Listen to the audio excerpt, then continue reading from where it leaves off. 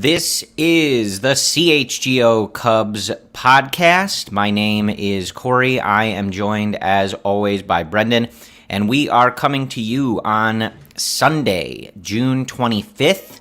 I am coming to you from jolly old Chicago. I'm in Wrigleyville. I am still waking up. I've had 5 cups of coffee. It's a shame that I have to wake up on a Sunday, Corey, at like 6:30 to watch Trey Mancini ruin my Sunday. That's how I'm doing. Yes.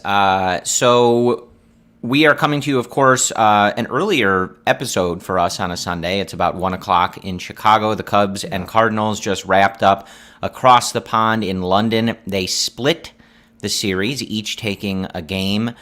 And overall, though, Brendan, we will talk about the London series, of course. Justin Steele, a really great performance on Saturday. Marcus Stroman exiting on Sunday. Sounds like just a blister that didn't open, so the Cubs got him out before that got worse. So hopefully they can kind of get that dealt with before it derails any further starts. Ian Happ's big Saturday, of course. I know Ryan Herrera would want me to mention it right away, but Nick Madrigal has barreled a baseball. He did it. Folks. He barreled one. He did it. Congratulations. It's only up from here. Congratulations. Yeah. First since 2021, I believe. Yeah. Long time coming. It's a feat. So we will talk about the London series, of course, but as you know, Brendan and I kind of on Sundays here taking a look back at the entire week that was of Chicago Cubs baseball. So we'll also be talking about the Cubs sweeping the Pirates again this week. I was also in the studio with Ryan and Cody this week talking about the Cubs sweep. A 4-1 week for the Chicago Cubs, Brendan. So the game on Sunday, very frustrating. Our YouTube chat, if you're joining us live on YouTube, hop in that chat. Let us know what you are thinking, what you want us to talk about, questions, comments, etc. Obviously, if you're listening later, wherever you get your podcasts, hello and welcome. 4-1 week for the Chicago Cubs. Really hoped that they could leave London at 500. That would have been really nice. It would have felt like a real kind of bookmark to the stretch that they have been on. But all things considered, a good week. Again, 1 o'clock as we record this in Chicago, so the Cubs are 3.5 out of the Reds in first place, just a couple games behind the Brewers in second place. That can change as the day goes on. But we're feeling, I think, mostly in a better place with this baseball team, Brendan? Yeah, we're trending up. You're seeing the extreme in the other direction. We talked a few weeks ago. This team needs an extremely good stretch to get back into it. Jed Hoyer said the same thing. For them to be, quote-unquote, buyers at the deadline, they can't win 2 in a row. They can't win just 3 in a row. They have to go on a stretch. And you're kind of seeing it. You're seeing the top of the rotation continue to look good now with Kyle, and I know Stroman's blister is kind of disappointing, but Steele shoved, and the back of the bullpen stabilizing, and overall the power's coming out from Ian Happ's bats. You're seeing Nico go yard this week, Dansby go yard. Overall, it's been an encouraging stretch for this team. Yeah, I think, again, overall, we'll keep talking about the bigger picture and the context and where this team is at. Because as I just read off the standings, they are within striking distance of being a first-place team in a division in this league. So whatever you think about the overall sum of the team or the slumps that they've been in, they are literally in the race right now. Still not good enough, but it is not. And we'll talk about Tom Ricketts' comments as well about the Cubs, seeing the Cubs as buyers, all of that. To start, though, Sunday, that was a bummer, and I don't know what it is. Do you think it's because you and I record on Sundays? Yes. Is it because Cody is off on Sundays? The Cubs cannot win on a Sunday. I think they've won twice on a Sunday all season. Sunday was disappointing, I'm not going to lie. Sunday morning, very early morning for you over in California, Brendan. But you take a 4-0 lead after you stomp them on an international stage on Saturday with your ace on the mound, and he had a blister. That happens. We've seen it mess up plenty of performances in the past, and obviously just very thankful it's not some sort of injury or even random struggles, right? It's tough to pitch with a blister. Yeah. 4-0 lead after the top of the first. Boy, would that have felt good to kind of ride that one and get that W. Come back to beautiful, historic Wrigley Field at 500, kind of a new season, right? And this doesn't necessarily change that, but Sunday was a missed opportunity, Brendan. Yeah, it was a missed opportunity. Big picture, these games tend to happen. They happen every single Sunday for us, unfortunately. It is our fault, I think, Cody not being on Sunday. He brings the vibes. I'm in a bad mood right now. I'm typically in a bad mood every Sunday anyway. So this is just all our fault. I think that's what it is. But, overall, you still saw a lot of good from the week, from the series. I still feel generally positive about the direction. As far as the defense and the infield goes, everyone shares the same sentiment. We're kind of exhausted at the first base situation at this point.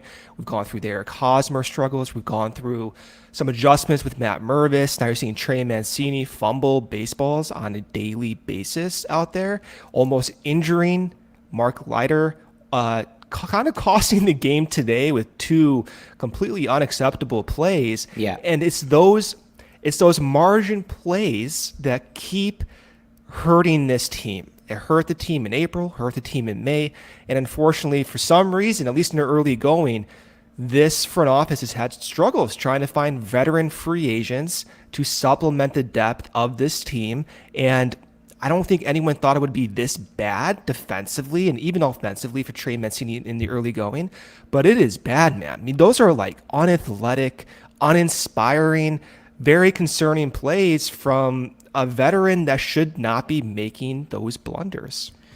Yeah, it's again, like a lot of specifics to get into and things like that, but I'm seeing a lot of similar comments in our live YouTube chat here and similar feelings that Brendan and I have and that I see on social media. Again, this team is quite literally in the division race. And there's a good one on our screen now on the live YouTube chat from Bears Fan Man that says if they're serious about winning the division, they need to not put Mancini in the lineup unless the Cubs have a big lead. Seeing a lot of comments about him being in the field, leaving Bellinger at first, playing Talkman in center, whatever it might be.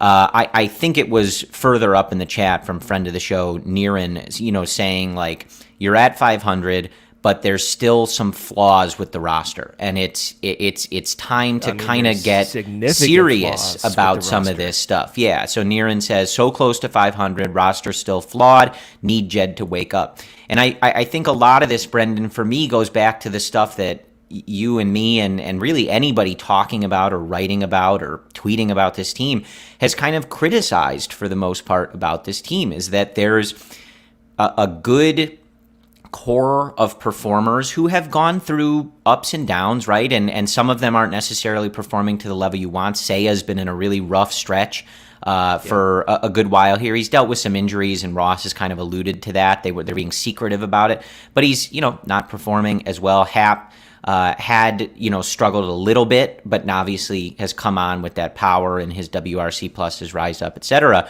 But the key for this team is just those things on the margins, right? And keeping guys too long, maybe playing the wrong guys too often, et cetera, and they've moved on from some things, right? You and I freaking out about Miles Mastrobuoni leading off or getting too much playing time or things like that. And they've moved on from some of them, right? But others, like Trey Mancini we saw on Sunday, just kind of continue to persist. And when you are a 500 team and you are in what is right now about a 4-team race for a division, right? You can't do it. You can't allow those things to happen. And I think, of course, Mancini drove in some runs today, but the error at first base that could have gotten them out of that inning clearly derailed the game. I mean, that was the momentum swinger. If you're listening to Pat Hughes, that was the turning point moment, Brendan. Oh, wow. And if you're going to be hovering around 500 and competing in a tight division, you have to clean that stuff up if you're Jed Hoyer. How do you clean it up, right? Like, it's a good question, yeah. Don't play him. Of course, we can say that, but what are the alternatives? The alternative for Mervis is him struggling right now and trying to find some adjustments that work in Iowa. And even Mervis is dealing with injuries in Iowa, right? Cody Bellinger was ill. He was sick on Sunday. That supposedly is why he didn't start the game. Mancini's overall season, though, it is concerning. you see the concern from just a on-field performance perspective, but also long-term. He's under contract for $7 million annual average value for this season, as well as next season. The Cubs do have a history of trying to squeeze out value from contracts they sign for multiple years. They've always tried to do this, so they're going to give him a longer leash just to get back some of the value that they hope they can get. With Mancini, man, it is really concerning. The hope is, of course, he turns it around and he shows offensive value even as recent as last year when he had a WRC plus of 104. In the early going right now, everything is going in the wrong direction, and it's hard to see it turning around unless something, as we've always talked about this season, drastically changes. Yeah. Going into tomorrow's game, or they have an off day tomorrow. I'm losing track. They got to fly back from another continent, brother. I know. It's ridiculous international flights. True. But right now, he has a WRC plus of 87, and the underlying numbers do not look good. If you look at his max exit velocity, it's in the 50th percentile. Typically, he hangs out around the 80th percentile. 98% of batters by this time, at this point in the season, have reached their peak max exit velocity. So unless Trey Mancini is the outlier, which is possible, it's unlikely that he's going to continue to meet expectations that are higher. So that's the concern I have. I don't know where you go if you want to give him a longer leash because of the contract. Personally, I'm always aggressive with this. It's like, unfortunate, man. Like, you're not producing. You are an older guy. I don't know what to do with you at this point. Sure. Well, I mean, I think, it speaks to a larger problem that I've seen a friend of the podcast, Matt Clapp, at the Blog Finds talk about on his Twitter a lot, that, I think you said he was at an 87 WRC plus, I think, 104 last year. And I think the last calendar year is closer to that 87 than it is that. Well, the second half when he got traded to Houston was terrible. Yeah. But I think what Matt has been talking about a lot is that 87 WRC plus, first of all, if you have a guy that's playing first base and DHing, you need more than that, right? You need more slug than that. You need more power than that. But the bigger issue is that even a 104 WRC plus, he's still not going to be bringing that value, because that's not telling the story of just, he doesn't look athletic out there, man. No. Like the game is speeding up on him. He's muffing easy plays. He doesn't look good on the bases. So even if he were providing that on offense, it's going to get dragged down in those other areas because he's just not going to be providing anything in the field or on the bases. They put him in right field to start. It's crazy. Season. Yeah. I'm genuinely curious about the evaluation process. Yes. And I don't want to spend this whole podcast talking about Trey Mancini, because ultimately, like, they have lessened his role. They need to lessen it further. But it's the bigger picture point that he illustrates, right? And I think sometimes, like, especially in a season like this, when we harp on certain players, I feel like some people may take that as like, we're just going at one player and it's all Trey Mancini's fault that the Cubs aren't in first place. And it's not, right? But as we've talked about so many times, today it was his fault. Yeah. But we've talked about this a lot, that with a team like this, it's so tight, right? The difference between them being above 500, below 500 is going to come down to so many little close games and simple plays that are made or not made, because they're just not blowing teams out on a daily basis. There's only so much you can fix about this team, right? And only so much you can change. We want Seiya to be better. Of course, he's in a rough stretch. He's dealing with some injuries, but he's going to be your right fielder, right? We wanted Happ to show more power. He's doing that, but he's your left fielder, right? Like, Dansby's playing short. Nico's playing second. They're trying to find where Christopher Morel plays, but he's going to be in that lineup, right? There's only so many spots where we can say, Jed, this is the place you can fix. This is the thing that can get better. And I want to tie it all in now to what we heard on Friday, I believe, from the owner of the team. I know we saw our good friend Michael Collada in the chat. Calm down. I'm going to read a quote from Tom Ricketts. Try to remain calm. All right, it's a Sunday. Let's not, raise our blood pressure, everybody. But Tom said, Obviously, we're buyers right now. Things can come off the rails, but I don't think they will. I think what we have is a core that can compete for the division and compete for the playoffs, and now it's finding the missing parts to add to it. Now, right? Yeah. Just because he said that doesn't mean it's true, right? He has all kinds of reasons to say things like that to get people to keep showing up to the ballpark until the trade deadline, and then he can go, well, Jed makes the decisions, right? So you can read this however you want, but it does square with, I think, how a lot of this, and yes, Niren's right. He did say this in London, like, it was a big pep thing, but they're in this division race, and we have all talked about as a CHGO crew and everybody else on social media, what are they going to do at the deadline, right? Because they're in this division. They've been playing better over these last few weeks. They've shown better. They have themselves within striking distance of this division. What would they do? This doesn't mean they're going to buy, but I think this was a scenario that a lot of people considered, right? Can they just make some marginal moves to improve certain areas of this team without going crazy, right? You and I talked about this last Sunday. Somebody asked, what do we think? Are they buying or selling? And my answer was, I think either way, it's not going to be crazy significant, right? They're not going to sell off the whole team, and they're not going to buy, we're not going to see Chapman or Quintana level trades from this team, I don't believe, right? But when we get it back to Mancini, right, that's one of those areas where it's like they need to improve this. If they are serious about staying in this division race and capitalizing on what has been a terrible division, Brendan, there are only a few areas of this team that you can really aggressively attack. And that is your first base DH situation, your third base situation potentially, and your bullpen. Those are the main areas right now where you are, on certain days, they are really glaring issues for this team. Yeah, it depends what your definition of buying is. Some people think, they're going to go out and, trade for Shohei Ohtani, which of course we all would love that. The way the Cubs are situated now, they are in a division race. Tom is looking at the revenue, looking at where they've been in the past 2 years. It's no secret they've underperformed. It's no secret Marquee Network has been, from a ratings perspective, lower than expected. When the team loses, the majority of the fans, not any of us here, not you and me doing this, they naturally lose interest. That's money lost. If you're listening to us, you're not one of those fans. But when the Cubs are losing, as they were a couple years ago, Marquee's numbers were down by about 30%.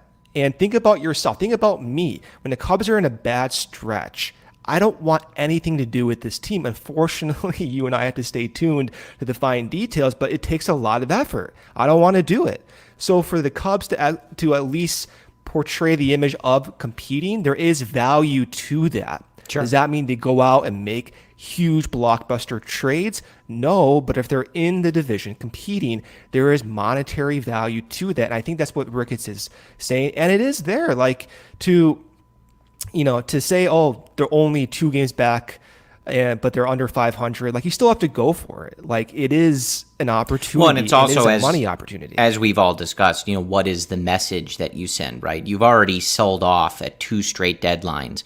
A lot of us were freaking out that they might do it a third time. What message does that send? I think it's beyond message at this point. Like, you're in a division race. You need to make money. That's what I'm saying. Like, you need to make money, but it's also like, if you're looking at things going, well, they're under 500, we don't think they're good enough. Like, we don't care that they're 3.5 games back and one series sweep with the Brewers and you're literally in first place. We don't care. Like, we're getting like, it's a horrible look. Doesn't mean that they have to go out and trade the farm for Shohei Ohtani, which they should.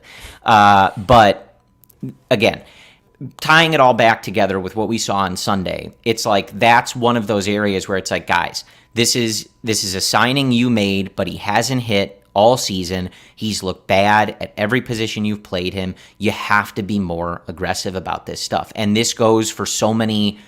It's not just Trey Mancini. It goes for other things. We've seen this happen throughout the year, right? When people were freaking out earlier in the year that Fulmer didn't have it and they needed to stop putting him in higher leverage, right? They did, and he went on a really nice run, I think up until today, where he had been pretty good. in a lot of those outings. You look at things like, again, Mastroboni, Madrigal leading off when their numbers were really bad. Madrigal has started to hit better. I give him credit for that. But at the time, you're leading off guys with sub 600 OPSs. And now it's Trey Mancini still playing in the field. It's not going to work on a team that is this tight to the sort of 500 level. We talked about this coming into the year. There's all sorts of little things that are going to define this year, and the team needs to be aggressive about them. Again, to your point, this one isn't the easiest to solve, right? Because Cody Bellinger is still, I guess, not ready to be out in center field. Hopefully soon. Mike Tauchman has obviously done some really great things in center field, but, is that a situation where you want him playing every day? Like, are you just going to ride that and hope he stays hot, etc.? And Cody has not hit well for a while. He's almost down to a league average WRC plus. He's at a 104 WRC plus now. So for that red hot start that he was on, he has been pretty bad leading up to his injury and since coming back. So it's not the clearest answer, right? But I think the simple thing for me, Brendan, is do we have a way in the interim that play gets made on Sunday and Stroman gets out of that inning, right? Still with that healthy lead. And if you do, then that stuff can happen. And you figure out the offense later, right? But it's every little thing that you can control. I think they need to be aggressive and fix as we head toward this trade deadline. Yeah, the intention for first base to be solved was always there, like Eric Hosmer, Trey Mancini, having Matt Mervis develop. You can argue about like the decision to do that, and I hate that decision, by the way. I think you and I both don't like the lack of aggressiveness to solve that issue, but they tried to go out and do that, and it has not worked. And so to say, oh, we expected this, and everything. Of course not, right? Like, I don't think the front office expected Trey Mancini to continue that reversion. It's not even like regression. It's like legit reversion. That was unexpected. So they have to go out and try to find solutions, especially in the context of Matt Mervis's development. It's going to be challenging, man, but they have an opportunity there, and it is right in front of them to do it. Yeah, so want to jump to our first sponsor break here, but I do like the comment from Matthew that's on our YouTube channel now. Shows lack of planning to be left with Mancini at first when they constructed this team with defense in mind. And I think, again, that goes back to your point, Brendan, about, when Seiya was out, the guys they had in right field and some of the mishaps out there moving multiple guys to try and play right field. Mastroboni, Trey Mancini, Patrick Wisdom. Yeah. You just want to do the whole podcast in sync? Yeah, we can do that. But it is true, right? Like, this team was built to play really good defense. That was how they were going to win these tight games, is by just killing it with the middle infield defense, Bellinger in center field, and just scooping up outs. And some of this roster has just not been optimized to live up to that kind of ideal, especially when guys are hurt or not able to play certain positions. They didn't have a particularly solid backup plan at a lot of these positions, not for offense specifically, but just to say, we're just going to keep getting outs. And if Justin Steele and Marcus Stroman are getting ground balls, those are going to be outs. The backups at some of these positions have not been able to kind of keep up with even that just simple portion of the game. And I think they have to figure that out sooner rather than later. But when we, after we talk about our sponsors, I do want to get into just how good Justin Steele was on Saturday. Okay. All right, first break here from our first sponsor, Pins and Aces. Pins and Aces is the official golf apparel partner of ALLCITY and CHGO. I love our Pins and Aces. We love our Pins and Aces gear and get tons of compliments on and off the golf course.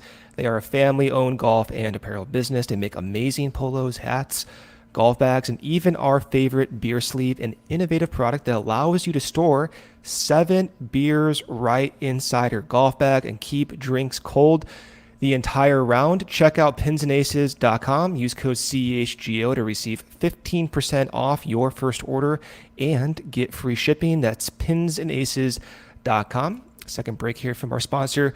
Game Time is the place for last minute ticket deals. Forget planning months in advance. Game Time has deals on tickets right up to the day of the event. Get exclusive flash deals on tickets for football, basketball, baseball, concerts, comedy, theater, and more. These early mornings, Corey, doing these ad reads, this is new territory for me. I'm fumbling all over this just like Trey Mancini. Game Time guarantees. The Game Time guarantee means you'll always get the best price. If you find tickets in the same section or row for less, Game Time will credit you 110% of the difference. Snag the tickets without the stress with Game Time. Download the Game Time app, create an account, use code CHGO for $20 off your first purchase. Terms apply. Again, create an account and redeem code CHGO for $20 off. Download Game Time today. Last minute tickets, lowest price guaranteed. All right. So, yeah, and again, Brendan, it kind of continues, like the tone of these conversations kind of always very weird, right? This is a weird team to cover so far this year. Cover, right? Like I'm a journalist. Yeah. Well, you have a pen in your hand right there. Stroking. I have very serious notes that get written down. What's on that notepad? This show, I can't show you. It's proprietary. Nothing. Dummetrics. I just write down dummetrics. Just a prop. But because like it was a good week, Brendan, and like yesterday was a lot of fun. Like we were getting a lot of, seeing a lot of pictures from folks over in London. Our good friend of CHGO, Rachel, over there with the UK Cubs holding it down. Our friend Evan Altman was over there in London enjoying those games. So it was good to see everybody enjoying. Bill Murray was there. Dexter Fowler, leading a Cubs home run derby activity, stuff like that. He was in a Cubs uniform. Can he play first base? He could probably do it. Dex in center, Cody at first base the rest of the year. Now you're getting Talkman really DH, Morel third. I don't know. All right. But it was a good week, and so it just stinks that they always do this to us on Sundays, right? That they drop the finale. It's frustrating. We come in the chat, and a lot of people talking about Trey Mancini and like the defense, and how do we fix this, et cetera, et cetera. Just a weird kind of 180 for the 2 days. Ian Happ with a huge day on Saturday. Go Cubs Go, playing at a stadium in London across the world with 50,000 people. I mean, it was cool. But ultimately, like that's kind of I feel like the state of things with a team that's so close to 500, Brendan, and in a tight division that you can't really just sit back and enjoy stuff, right? Like we think back to 2016, which is on the pennant behind you from the Cubs went on to win the World Series in that season. World Series, correct, yes. It's hard to point with the mirror. I know it is. It's the mirror image. But like that, so much of that season was kind of just like, put your feet up, relax. Like, Rizzo and the boys are going to win 100-something games. There are 1,000 games in first place. Rizzo on this team, Corey. Rizzo on this team. Don't even get me started. He's been in a slump too, though. But it's just different because every little thing matters and gets scrutinized, every little loss. And Sunday especially, you felt 4-0 with Stroman on the mound. That's got to be a W, and it's not.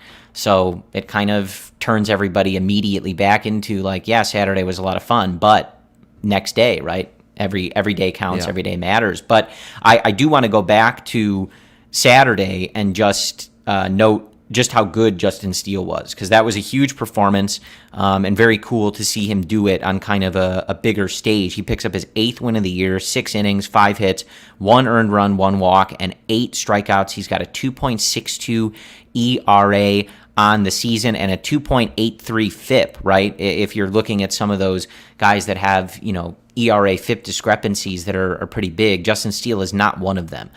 He has been this damn good, and the results that he's getting are very well deserved. He made one comment post-game that caught my attention. I was thinking about Steele the last few weeks, and you see the walk rate of just 2 batters per 9 innings. That's awesome. That's like one of the best walk rates in Major League Baseball. That's an improvement from his years past when he was around 4 batters per 9 innings. Then I started thinking, man, you know how I am. I wish we had more strikeouts, right? And then he started talking about when he got into trouble in the 6th inning, it was time to get punch-outs. That's what he said. Then he got punch-outs. And so I'm wondering, as we continue to watch Justin develop, if And he's not a finished product, but if the strikeouts will start to come about. His whiff rate right now is actually below league average, which is fine. The intention is to hammer the strike zone, as you see ALLCITY do, but it is below league average. And I do wonder at times, as he continues to learn about what makes him successful, that we even saw dating back to last season in June when he started going down and in with fastballs and sliders. I wonder if this is not the final version of Justin Steele. I get sometimes lost in the current moment of what these guys look like. And you do forget Steele has not gone through a full season, 25 plus starts, inching 175 plus innings yet. He's still developing, still learning his game.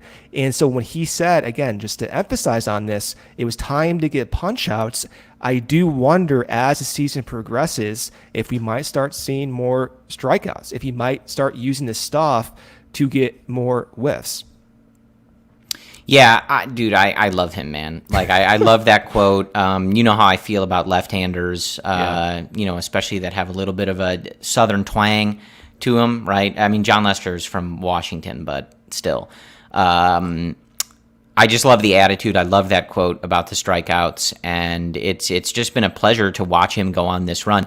Obviously, really thrilling that he was able to come back from that stint on the IL and really be no worse for wear and just get back out there and look like that same guy that he was. I was worried about that. Sure, yeah. I mean, absolutely. I was worried about Stroman on Sunday. He's flicking his wrist, and it was until we got it's a blister, and you could kind of see that. It was like, okay, I'm worried about everyone. I'll calm down. Like, yeah, man. But anytime right now, I see any pitcher move his shoulder, I'm having a panic attack. Yeah, right now, Justin Steele, if you're looking at wins above replacement for pitchers, he is 8th in all of baseball, and he has at least a decent handful of innings less than most of those guys because he was on the injured list. Marcus Stroman actually coming at number 11. So just huge seasons for the two of them. But it was a huge outing for Justin Steele on Saturday, and it continues to be one of the things that is really keeping this team in the race. Brendan, we have talked so much. That we have the quote from Captain Tater Tot on YouTube. It's a great name. It was time to puff my chest out. And he says, when Justin Steele said that, I was like, he's a dog. And I love quotes like that from pitchers, just like, I'm about to take care of business, right? Like, I just love it. We also got concerts over the weekend at Wrigley Field. John Lester, kind of stormed into David Ross's office and was in there with, I think, John Lackey and some other guys. But I missed that. Is that true? Yeah. Wow. What, am I lying about John Lester? Sometimes I don't know. Similar to Dex, right? Like, John, you were in the clubhouse. If you wanted to throw on the uniform, spot start, maybe. I don't know. DH, right? Perhaps, with that swing. Hey, now we're cooking with gas. Yeah. They need lefty power. Tucker Barnhart's not doing it, man. Do you think John Lester could end up with more barrels than Nick Madrigal if he started DHing right now? That's actually a good question, Corey. I wonder how many barrels John Lester had as a Cub. You have to look that up post show. It seems like something I would know. But anyway, I love Justin Steele. Yeah, we're talking about left-handed pitchers. Just a huge effort. And what I was getting to is that it continues to be, we've had some concerns about different areas of this team at times, right? The offense has been inconsistent. Certain parts of the lineup have been inconsistent, especially even for as good as the good portions of the offense has been. Other than Morel at this point, you don't have anybody that has been like that consistent, like upper tier level of offensive production, even if a lot of them have been above league average and good, right? Morel is that one that's been on a stretch that's just like elite level, and he hasn't even been up the whole season, and obviously still has to sustain it. The starting pitching, though, has been the hallmark of this team and has gotten them to this point.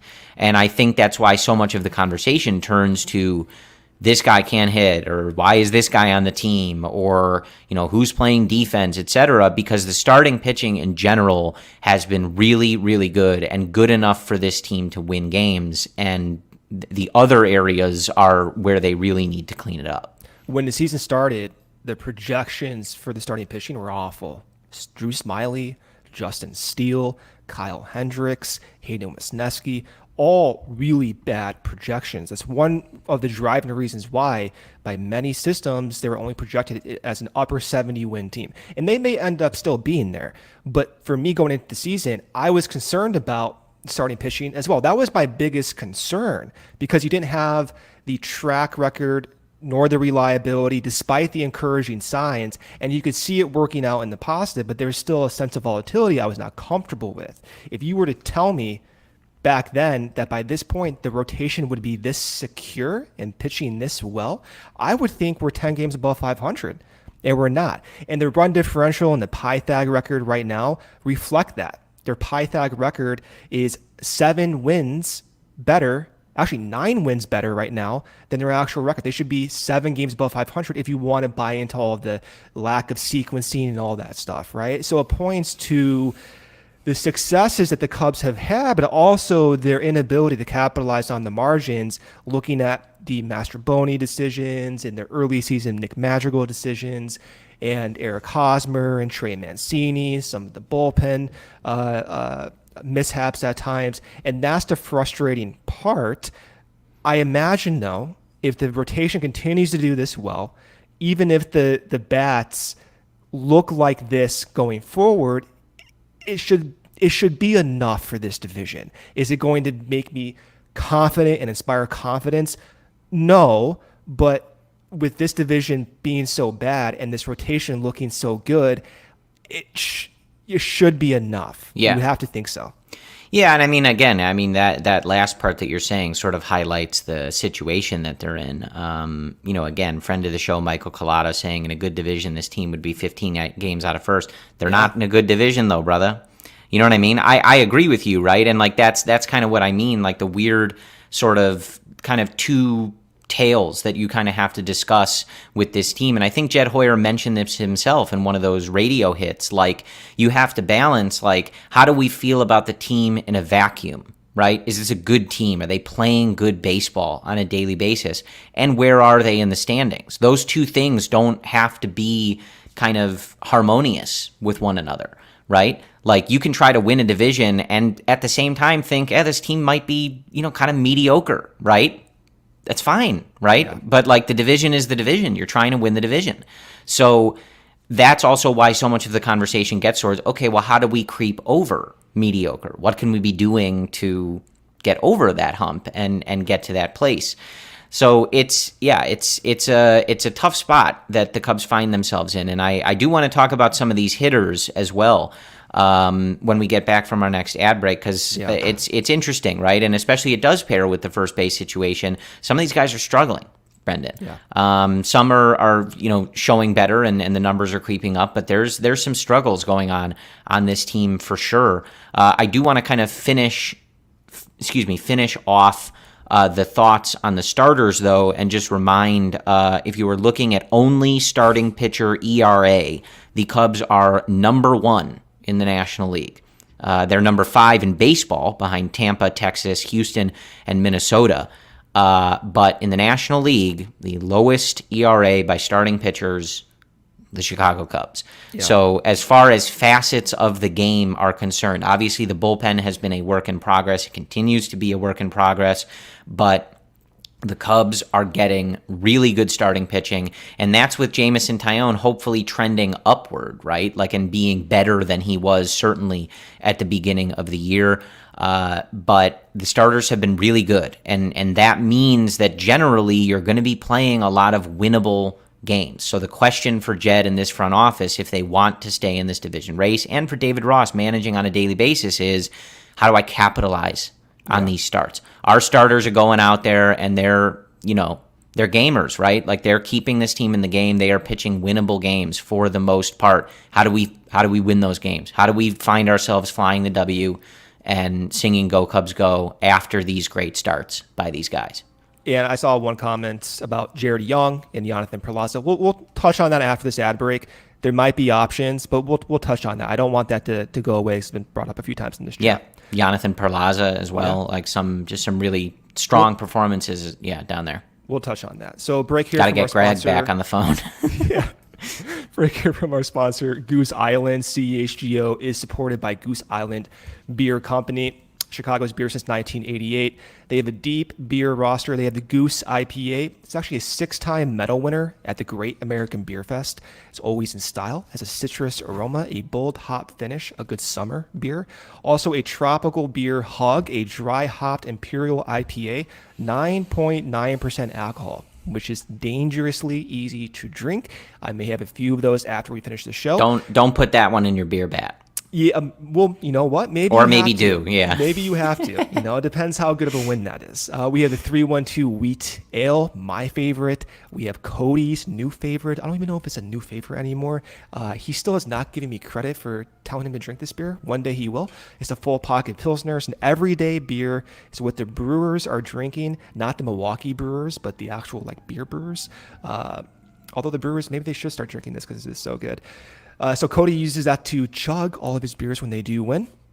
You can grab an ultra-fresh brewery-exclusive beer at Goose Island's original brewhouse on Clybourne Avenue in Lincoln Park, or from their tap room on Fulton Street in Westtown. Goose Island Beer Company, Chicago's beer. I always have a difficult time saying brewery. I don't know why. It's just how I am. It's not like an important team name anyway, so it's not a big deal, but I always have a problem saying that.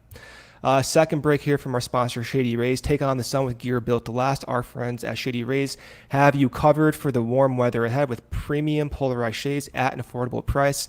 Shady Rays is an independent sunglass company that offers a world-class product that's just as good as any expensive pair that we've worn. They have durable frames, extremely clear optics for outdoor adventures. That's not all. Shady Rays has the most insane protection program in all of eyewear. Every pair of sunglasses is backed by lost and broken replacements. If you lose or break your pair on day one, they told us they will send you a brand new pair, no questions asked. Wear Shady Rays with confidence because they have your back long after you purchase. And together with their customers, Shady Rays is providing much needed support to nonprofit partners across the country through Shady Rays' impact, from building play sets for pediatric cancer patients to providing young adults with MS the outdoor adventure of a lifetime. Shady Rays is making an impact in your community and others like it for years to come. If you don't love your Shady Rays, you can also exchange them for a new pair or return them for free within a month. There's no risk when you shop. Their team always has your back. And right now, exclusively for our listeners, Shady Rays is giving out their best deal of the season. Go to shadyrays.com. Use code CHGO for 50% off 2+ pairs of polarized sunglasses. Try for yourself. The shades are rated 5 stars by over 250,000 people, Corey. All right. So to summarize that, Goose Island Brewers, good. Milwaukee Brewers, bad. Very simple, little nice binary system for you. So let's talk. I do want to do some updates first over the weekend. Obviously, the Cubs off on Thursday and Friday. There's certainly some stuff to definitely pay attention to, and it's bad news. Cody Hoyer suffered an injury that was in his elbow. It's an elbow fracture. Didn't look good in the video on the mound.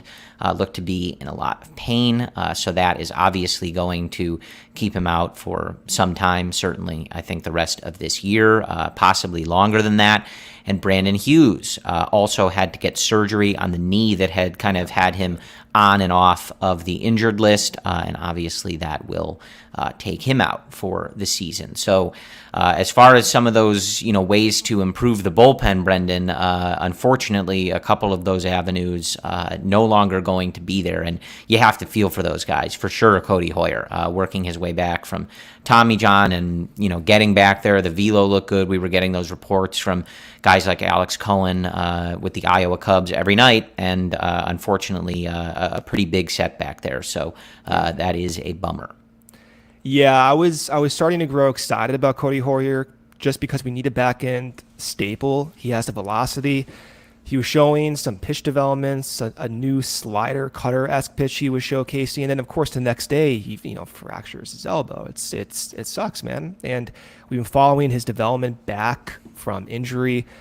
We've seen him on the backfields from our friend Rich Beisterfeld's photos.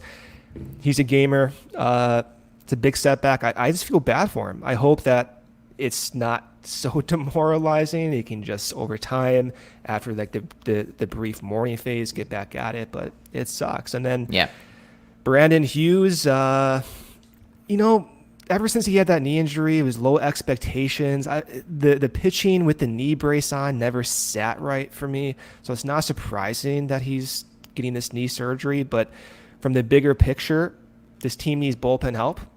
Can't rely on those two. Yeah. And right now, it seems like a trade is inevitable unless you want to go through and hopefully stay on this trajectory of Michael Fulmer's development. Outside of today, the last month, it's been a lot better. Different pitch sequencing changes he's made, but it's not going to be enough. You need like a confident back end of the guy right now. And for like ALLCITY and Merriweather and Leiter, they've been great, but in the back of my mind, I always think, is this going to continue? Stuff always changes, and those guys don't have that established track record yet, although they've been awesome. ALLCITY's been awesome. Merriweather's been awesome. But do you want some reliability? And is that someone in the form of like doing this again, like Aroldis Chapman from Kansas City, like one of those big time relievers on the market right now? So it will be interesting to follow. But overall, I think where this team is at, I'm confident about some of the arms are developing, but right now that confidence is not in the immediate future in the next month. I do think at this point you kind of have to go outside the organization. Yeah. So, again, did just want to update on that to make sure that that's all on y'all's radar. But let's talk a little offense, Brendan. Again, obviously the London series this weekend sort of highlighting what we are talking about and certainly what everybody's talking about as it relates to the Cubs. But it was also a really nice week for the Cubs, finishing off that sweep in Pittsburgh, an 8-0 win, a 4-0 win, and then an 8-3 win. So some really nice offensive performances from the team in that series, and of course as well on Saturday. And a huge contributor to that was one Ian Happ. Did you know he was from Pittsburgh? No, I had no idea. And me neither. They never mentioned that, or that he went to Cincinnati. But from Pittsburgh. So little trivia for you on Sunday. Last 15 games for Ian Happ, a 259 average, 375 on base, 556 slugging, 3 homers and 14 RBIs in that time. Overall, now on the season, Ian Happ is up to a 127 WRC plus, a 361 weighted on base average, 267 batting average, 391 on base, and a 429 slug. Still just the 7 homers, but obviously a 2-homer performance on Saturday was very nice to see. Just nice to see him kind of breaking out a little bit. He had a little bit of a slump there, and the Cubs need that slug, man. So he certainly delivered that on Saturday, had a really nice week, including that series in Pittsburgh, and just really nice to see Ian Happ kind of picking up some of the slack on this offense. And we'll talk about some of the guys that are struggling in a second here and just kind of the bigger picture of the offense. But Ian Happ, again, looks really good, and it was a point that I think another friend of the show, Michael Cerami, made on his Twitter. I feel like we're name dropping a lot today. Brendan and I know a lot of people. Look So at that. Are they under notepad over there? All the names? yeah, people we call friends. Oh, there is stuff on that notepad. Okay. Yeah. Wow. But Michael was talking about how Brendan Davis also suffering some setbacks. He had to have another surgery. Again, just speaking of just absolute bummers. Brendan is an extremely nice guy. You and I had the opportunity to talk to him a few years ago. Very gracious to us and everything we've heard about him, and just a really terrible sort of, kind of line that his career has gone on, and hopefully he can work back from. But to Michael's point, it was like, this is kind of why you extend someone like Ian Happ, who some people were wishy-washy on extending, just given how his career had played out in terms of those early year inconsistencies that we saw from Happ. But you have a stable, solid outfielder who just won a Gold Glove and has really come around with a steady bat. And that's why you extend someone like that. And it goes to kind of the discussion we just had in the bullpen as well. Like, sometimes you cannot rely on a new wave to just come up and replace the guys you already have, and it's good to lock guys down when they are solid. And what we saw, especially after the big game on Saturday, you look at Ian Happ's overall performance this season, and it's solid. It's very solid. I'm not surprised the power starting to come out. When I was looking at some of his peripherals, it did suggest that a hot streak was inevitable and looming. And those peripherals are, number one, his contact rate, and number two, his chase rate. His strikeout rate is actually worse than league average, around 25%. The league average strikeout rate is 23%. The league average contact rate is around 76%. Ian Happ is almost 79%. So those misaligned. And I think that speaks to Ian Happ's patience at the dish. Chase rate, career best at this pace right now at 22%. He's around 27% league average. So he's making more contact. He's swinging at more hittable pitches, not swinging at pitches outside the zone. And the overall exit velo, the capacity to hit the ball hard, has always been there. That, to me, signals this type of offensive stretch was going to happen at some point. It also signals why I think Dansby is also due for that as well, because you're seeing some of the same things with Dansby, where the chase rate's better, the overall ability to make more contact is up, and you see the adjustments in progress. The season's long. I wouldn't be surprised if Dansby starts going off on a power streak as well, especially as the summer heats up, and he just hit a home run in London opposite field as well. So that's encouraging to see. And those are the types of hitters, Corey, I love Ian Happ's approach. I love those hitters who don't swing at bad pitches, make tons of contact, and they hit the ball hard. Those are the ideal guys I want on this team, which goes to now some of the AAA guys that have been brought up. Jared Young, Jonathan Perlaza, throwing Matt Mervis to the discussion as well. Those are the three guys that can be immediate impact bats. Now, what is the likelihood they can do that? Jared Young has been awesome this year in AAA. His exit velo is in the 95th percentile of AAA. One of the limitations of Jared Young is that we're talking about contact rate. His limitations is that his contact rate is 75%. That's fine if he can sustain that at the big league level. It's very difficult to do that. That's the thing. So I imagine once he gets called up over time, you're going to see that contact rate go down. And then the question is, can he sustain that exit velo, the hard hit contact in the big leagues? Also very hard to do. Then you go to Jonathan Perlaza, and the question is, wow, can he also replicate these numbers at the big league level? His contact rate in AAA is 66%. That's below right now Christopher Morel's contact rate at the big league level. So then the question is, man, if he's whipping this much against velocity that's much lower in AAA, what is the likelihood that he can succeed at the big league level right away? Seems like a big risk, right? It can happen, but do you want to rely on that? No. So he doesn't really seem to me like an obvious immediate solution, although you can capitalize on some early going hot streaks before the league adjusts. Then it brings me to Matt Mervis. The reason why a lot of people are excited about him is because his contact rate is above average, around almost 80%, and he hits the ball hard. With Mervis, that Ian Happ shows that Mervis is not, is just the ability to lay off bad pitches, to not chase at bad pitches. That's been Mervis's problem, and one of the reasons why he wasn't able to capitalize on some of his underlying good exit velo and bat speed. That puts into context, especially why extending Ian Happ seems to be such a good idea, because those hitters who have those three traits are very difficult to find, especially ones that play good defense.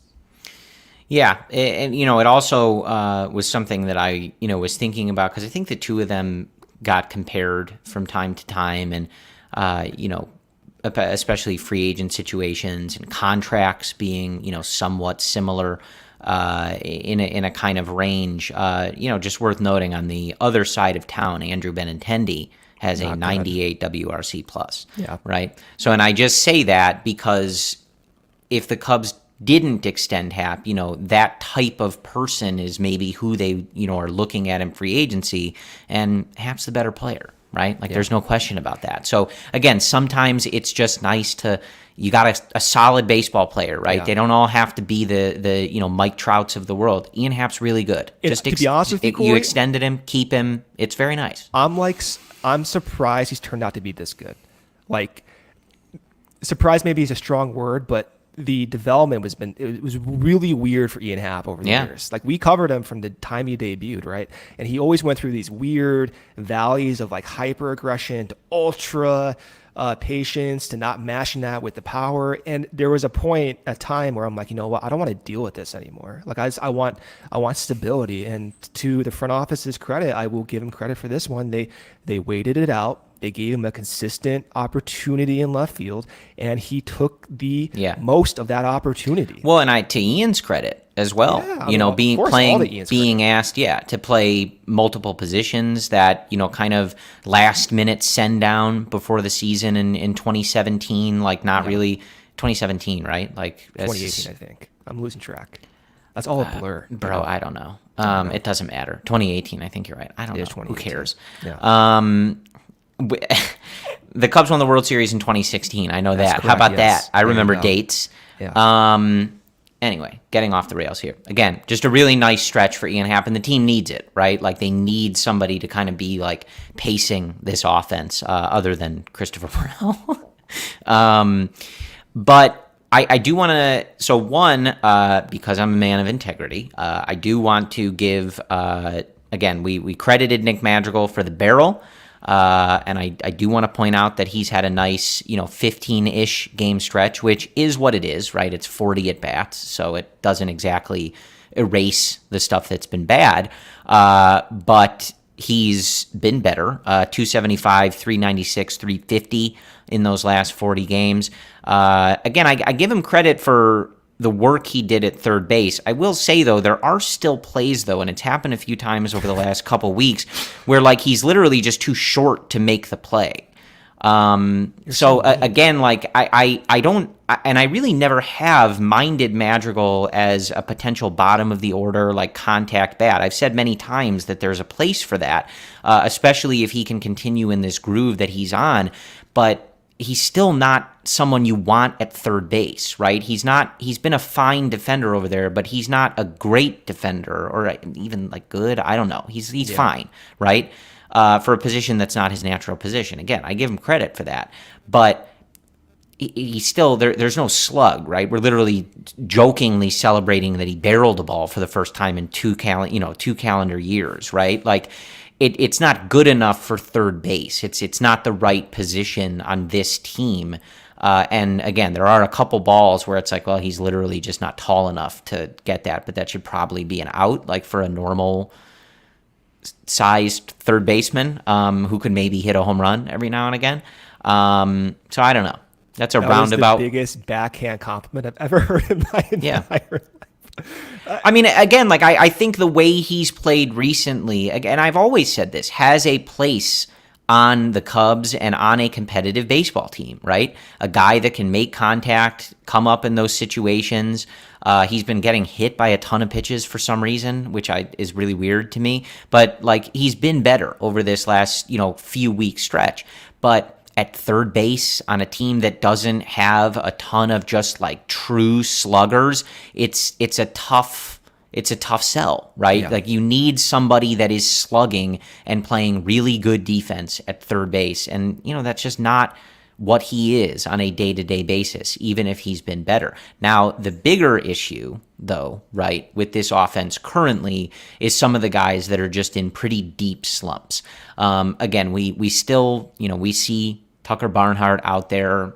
Y'all know my feeling on that. He's in a year-long race to see if he can outdo John Lester's offensive numbers in 2019, which, for as much as I love John, not really what you want for a guy that's actually penciled into the lineup a couple times a week. So I'm still not super thrilled with that situation. But sort of the bigger thing that, maybe, and, obviously we're running long here, but Cody Bellinger has been not good for a decent stretch here. If you look at his 30-game numbers, his last 111 at-bats, a 225 average with a 294 on base and a 414 slug. If you go then to his last 15 games, 54 at-bats, 167 average, 230 on base, and a 204 slug. That is really bad, Brendan. That is a 434 OPS in the last 15 games. Now, he's obviously been dealing with injuries, but he was struggling before going on the injured list, and he has come back and not really looked particularly better. So for a guy when he was out, we were all kind of like, boy, they need that thump back in the lineup. They need his defense back in center field. We're not sure when we're going to get that defense in center field, and the bat has not looked good for a decent stretch here. Then you also pair that with Seiya Suzuki, who, again, also dealing with some injuries. The injuries are not to be ignored that these guys are dealing with. But his last 15 games, he's got an OPS that's just above 600, 230 average. His last 7 games have been worse.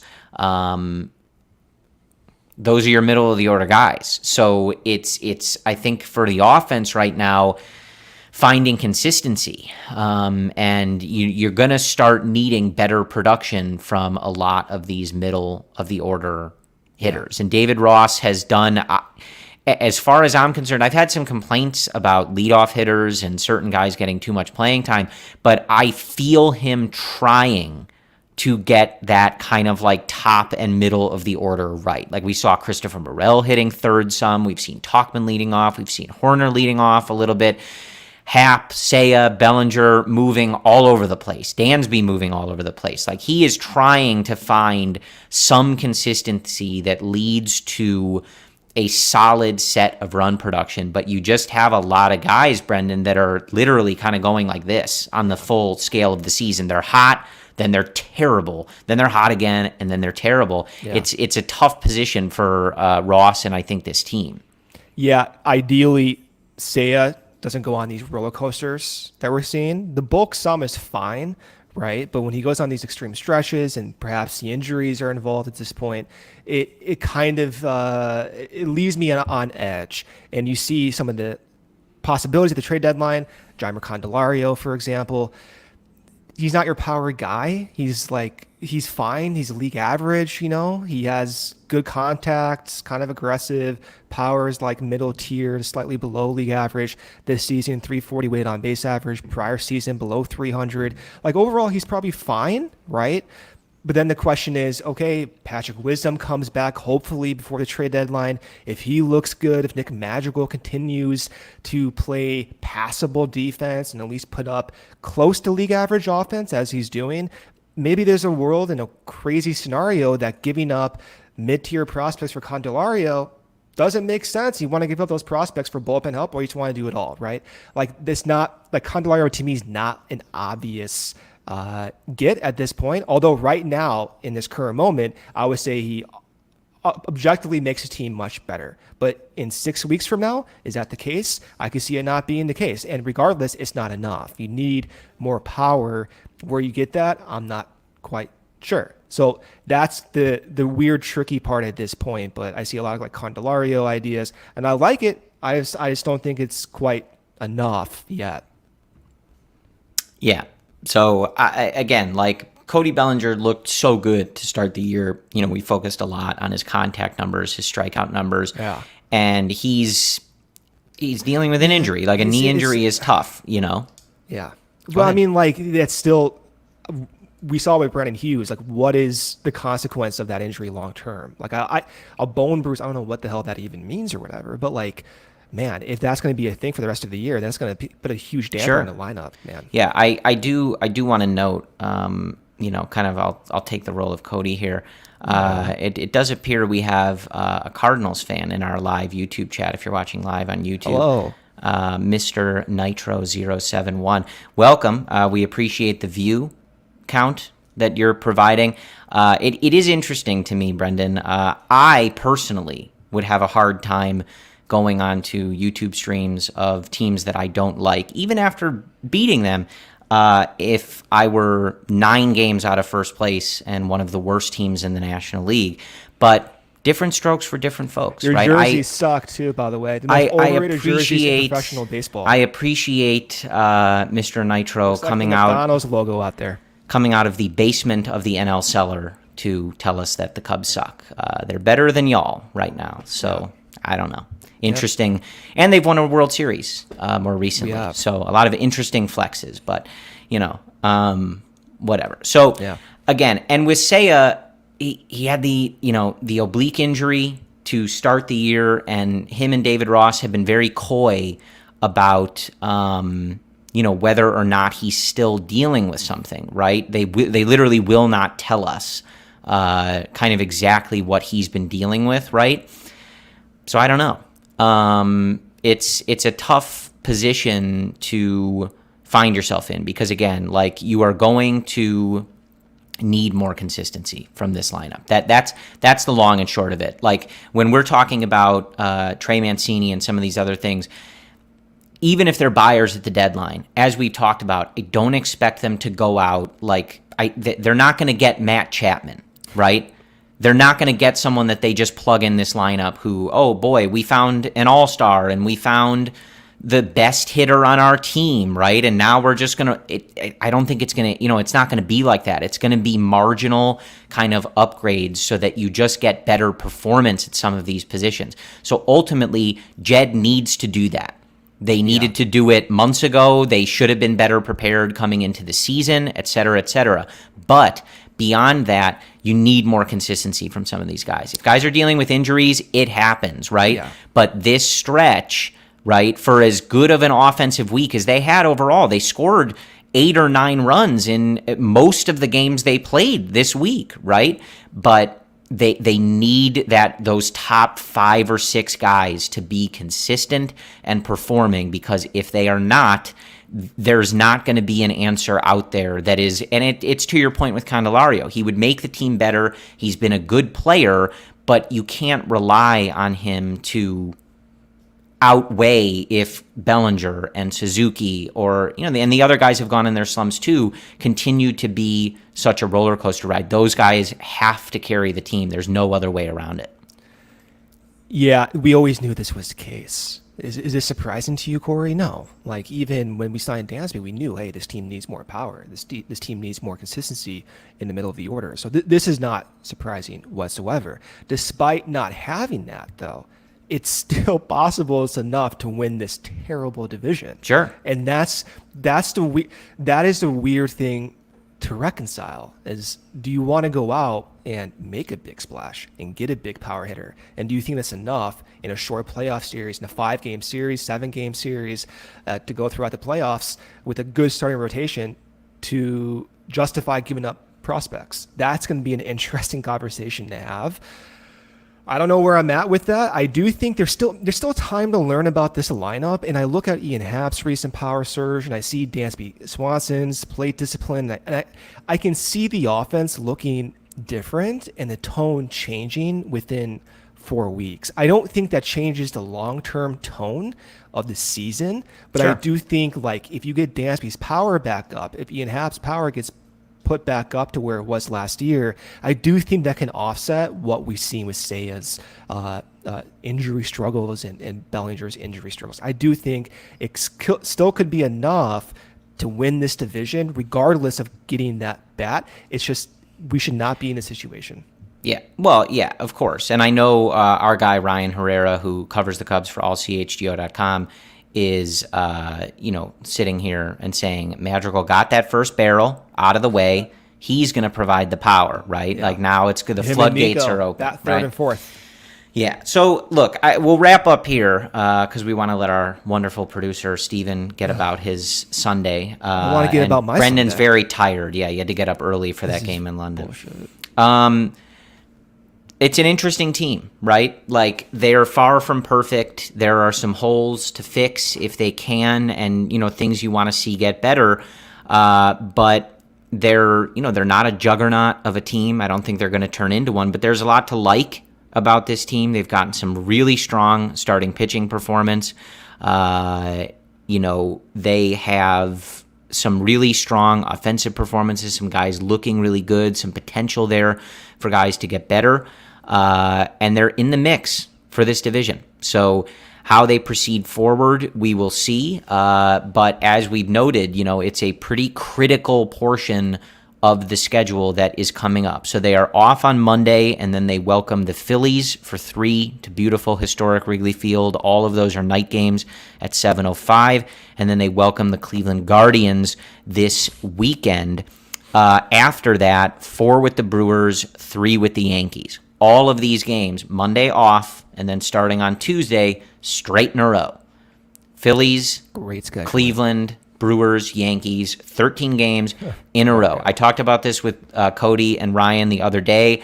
I am not saying that this is going to make or break the season, but given the timing ahead of the All-Star break and the trade deadline, given that they, as we record this right now, are 3.5 games out of first place, feels like this 13-game stretch is going to make or break the season, Brendan.